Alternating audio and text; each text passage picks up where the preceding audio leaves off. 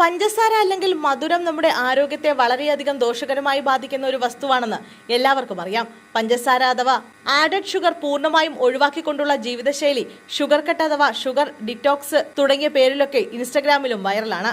മധുരം ഒഴിവാക്കാൻ ശ്രമിക്കുന്നവർ താഴെ പറയുന്ന അബദ്ധങ്ങൾ പറ്റാതെ നോക്കണം. ഒളിഞ്ഞിരിക്കുന്ന പഞ്ചസാരകൾ.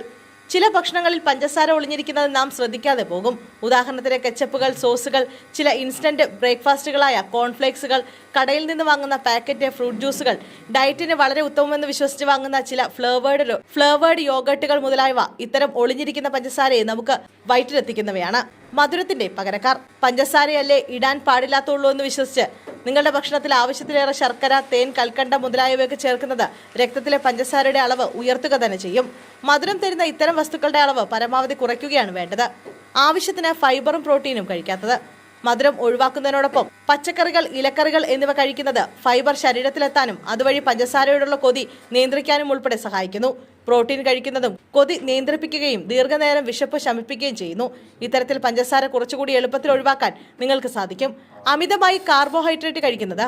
പഞ്ചസാരയും മധുരപലഹാരങ്ങളും ഒഴിവാക്കി എന്നാൽ ആ കുറവ് പരിഹരിക്കാൻ അളവിലേറെ ചോറ് കഴിക്കാമെന്ന് കരുതരുത്. മധുരത്തിനൊപ്പം കാർബോഹൈഡ്രേറ്റിന്റെ അളവ് കുറയ്ക്കുന്നത് വഴിയാണ് നിങ്ങൾക്ക് ഷുഗർ കട്ടിന്റെ പ്രയോജനങ്ങൾ പൂർണ്ണമായും ലഭിക്കുക.